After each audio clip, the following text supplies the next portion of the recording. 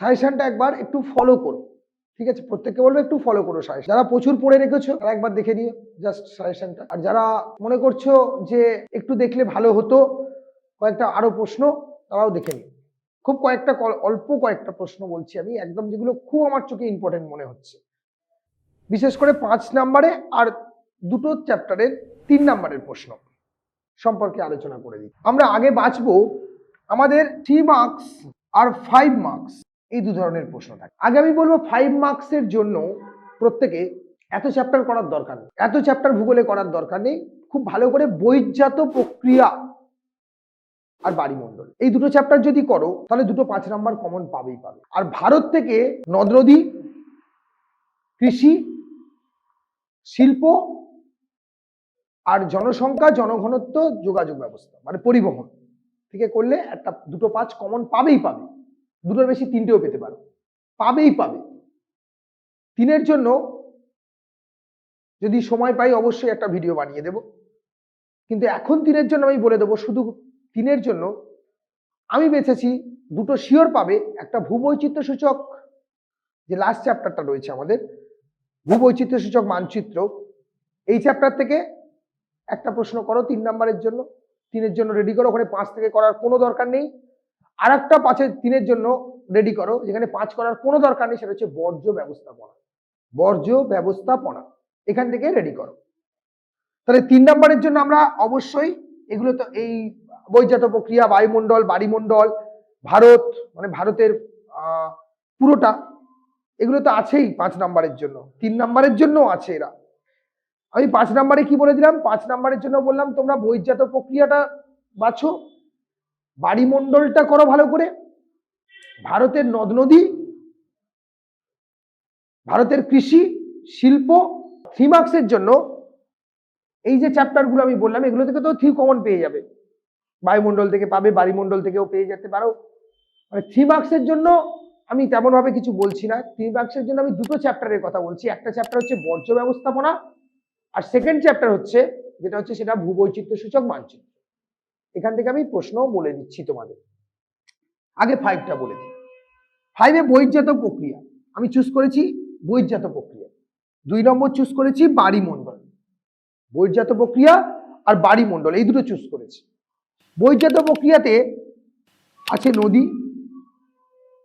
হিমবাহ আর বায়ুর কাজ। এই 3টের মধ্যে আগের বারে এসে গিয়েছিল হিমবাহের ক্ষয়কার্যের ফলে সৃষ্ট ভূমিরূপ, এটা আগের বারে এসেছে।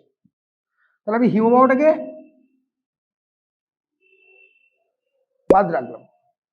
নদীর ক্ষয় ও সঞ্চয়ের ফলে সৃষ্ট ভূমিরূপ, বায়ুর কাজ, বায়ুর ক্ষয় ও সঞ্চয়ের ফলে সৃষ্ট ভূমিরূপ। নদীর ক্ষয় সঞ্চয়ের ফলে সৃষ্ট ভূমিরূপ, বায়ুর ক্ষয় সঞ্চয়ের ফলে সৃষ্ট ভূমিরূপ। ঘুরিয়ে আসতে পারে নদীরটা, উচ্চ গতিতে সৃষ্ট ভূমিরূপ, মধ্য গতিতে সৃষ্ট ভূমিরূপ, নিম্ন গতিতে, সেই কেসটা একই, ক্ষয় আর সঞ্চয়ের ফলেই সৃষ্ট ভূমিরূপ। কথাটা বুঝতে পারা গেল? তাহলে উচ্চ গতিতে, মধ্য গতিতে, নিম্ন গতিতে সৃষ্ট নদীর ভূমিরূপ বা ক্ষয়ের ফলে সৃষ্ট ভূমিরূপ, সঞ্চয়ের ফলে সৃষ্ট ভূমিরূপ, মাস্ট করে মাস্ট। আর এটা পড়ার সময় ভেতরের যে পয়েন্টগুলো তৈরি হবে না, আই আকৃতির উপত্যকা, ইউ আকৃতির উপত্যকা, ভি আকৃতির উপত্যকা, জলপ্রপাত তৈরি হবে না, যে পয়েন্টগুলো করছো সেগুলোই দেখবে 2 কিংবা 3-এর জন্য ইম্পর্টেন্ট হয়ে যাবে। তাদের মধ্যেকার পার্থক্য 3-এর জন্য ইম্পর্টেন্ট হয়ে যাবে। মিলিয়ে নিও আমার কথা। বায়ুর কাছ থেকে করে যাও, বায়ুর কাছ থেকে অবশ্যই করে যাও, সঞ্চয়ের ফলে আর ক্ষয়ের ফলে সৃষ্ট ভূমিরূপ। হিমবাহের সঞ্চয়ের ফলে ভূমিরূপ আর ক্ষয়ের ফলে বিভিন্ন যে ভূমিরূপটা আছে না, যেহেতু হিমবাহের সঞ্চয় কার্যের আর ক্ষয় কার্যের ফলে ভেতরে যে ভূমিরূপগুলো তোমরা পয়েন্ট পয়েন্ট আছে না নোটটাতে তোমাদের কাছে বা বইতে, সেই পয়েন্টগুলো একটু ভালো করে দেখে যাবে ছোটর জন্য। যদি বাই চান্স সঞ্চয়ের ফলে এসে যায় লিখে দিতে পারবে।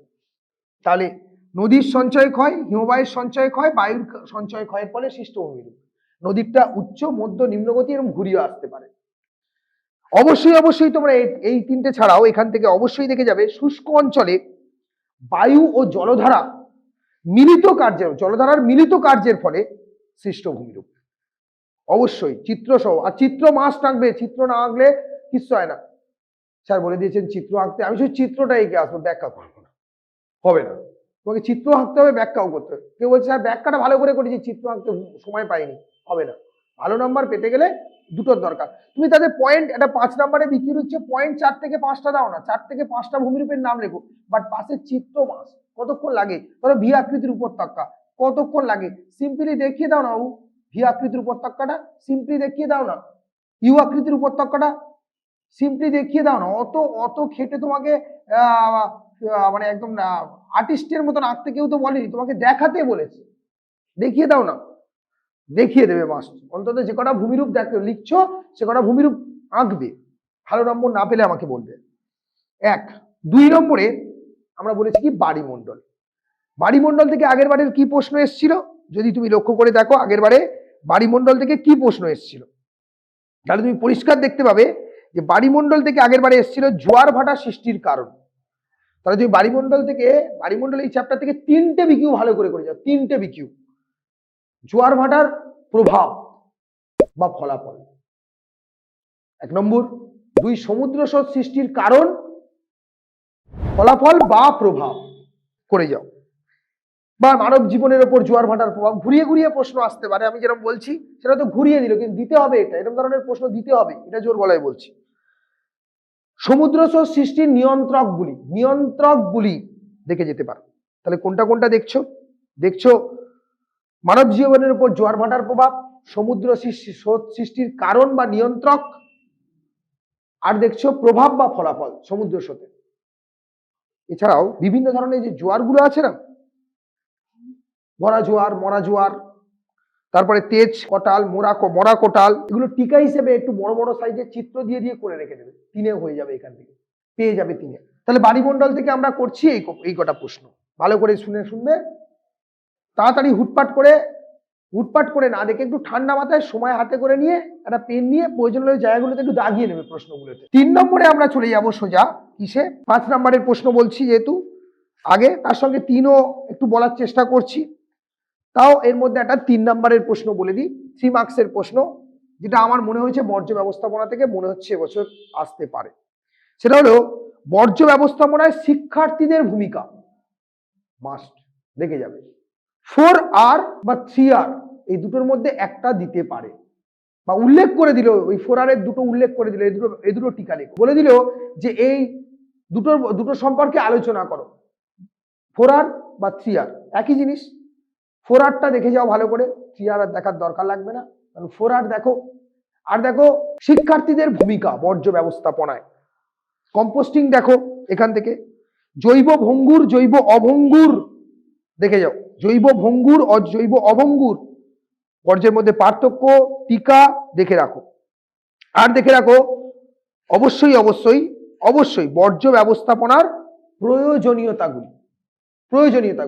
সময় থাকলে বলে দিতাম 2 মার্কসের কিছু প্রশ্ন, যাক তোমাদের সবই রেডি আছে, আর যদি না থাকে টুকটাক যদি কারোর মনে হয় যে আমি দেখবো, তাহলে টেস্ট পেপারের 2 নাম্বারগুলো একটু দেখো, বিশেষ করে তো ইতিহাসে দেখবেই, একদম 11খানা প্রশ্ন থাকে ইতিহাসে, মাস দেখবে টেস্ট পেপারে, ঠিক আছে।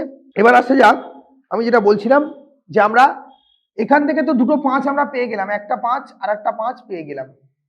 এবার আমাদের আর একটা দাগ নম্বরে যে দুটো 5 করতে হয় না, সেখানে ভারত থেকে আসে দুটো 5, কটা 5? দুটো 5 ভারত থেকে আসে। কি করব সেখানে, কি করব আমরা, আমি কি টপিক বলে দিয়েছি মনে রাখো, নদ নদী, কৃষি, শিল্প, এই 3টে খুব ভালো করে, আর শহর মানে জনসংখ্যা, জনঘনত্ব, আর অবশ্যই করে যানবাহন যোগাযোগ ব্যবস্থা।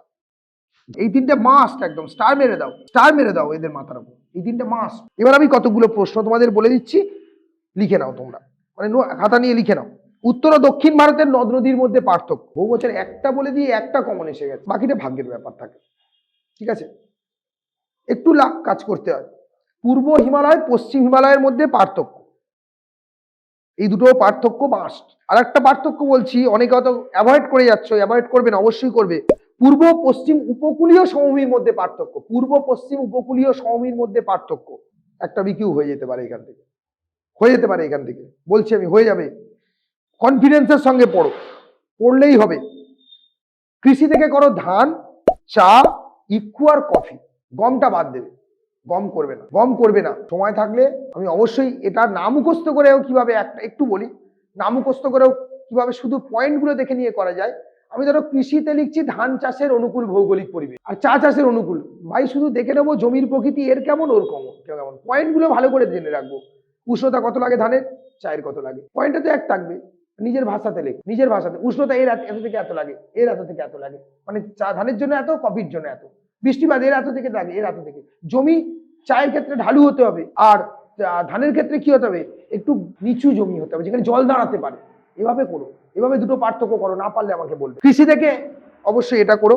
শিল্প থেকে বলবো লৌহ ইস্পাত শিল্প পূর্ব ও মধ্য ভারতে কেন্দ্রীভবনের কারণ, ভারতের পশ্চিমাঞ্চলে পেট্রো রসায়ন শিল্পের কেন্দ্রীভবনের কারণ, ভারতের শহরনগর গড়ে ওঠার প্রধান কারণ, জনসংখ্যা বন্টনের, এই যে জনসংখ্যা কোথাও কম কোথাও বেশি, জনসংখ্যা জনঘনত্ব বন্টনের এই তারতম্য হওয়ার কারণ, ভারতের পশ্চিমাঞ্চলে কার্পাস বয়ন শিল্পের উন্নতির কারণ, সড়ক পথ আর যোগাযোগ থেকে তাদের সুবিধা অসুবিধা, অবশ্যই টিকা হিসেবে সোনালী চতুর্ভুজ আর হীরক চতুর্ভুজ, রজ্জুপথ অবশ্যই প্রত্যেকে দেখে যাবে। সান সিনক্রোনাস উপগ্রহ ও জিও স্টেশনারি উপগ্রহের মধ্যে পার্থক্য।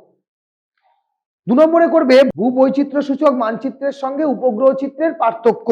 তারপরে করে রাখবে অবশ্যই অবশ্যই অবশ্যই প্রত্যেকে করে যাবে, একদম ফাঁকি দেওয়ার কোনো প্রশ্ন নেই। তাহলে দুটো অবশ্যই করছো, একটা সান সিনক্রোনাইজ উপগ্রহ ও জিও স্টেশনারি উপগ্রহের মধ্যে পার্থক্য, আর একটা ভূবৈচিত্র্য সূচক মানচিত্র উপগ্রহ চিত্রের মধ্যে পার্থক্য করছো। আর আমি একটা বলে দিই, 2023, 24, 22 এই 3টে সালের জিওগ্রাফির যে প্রশ্নগুলো এসেছিল সেগুলো বিকিউতে খুব ভালো করে সবাই দেখে, সবাই প্রত্যেকে, তার মধ্যে যেটা 25-এ এসে গেছে সেটা বাদ দিয়ে দেবে, দিয়ে 24, 23 আর 22-এর বিকিউজ গুলো একটু ভালো করে দেখে, যেটা এসে গেছে বাদ দেবে, 25 যেটা এসে গেছে, তাহলে দেখবে কমনের সংখ্যাটা আরো বেশি পরিমাণে বাড়বে। টেস্ট পেপার ফলো করো, টেস্ট পেপারে 2 মার্কস দেখো, 1 মার্কস দেখো, আর সারা বছর তোমাদের শিক্ষক মহাশয়রা দুর্দান্ত করে তোমাদেরকে করিয়ে দিয়েছে, তার তো একটা ফল অবশ্যই তোমরা পাও। ঠিক আছে, দেখা হচ্ছে পরের ভিডিও।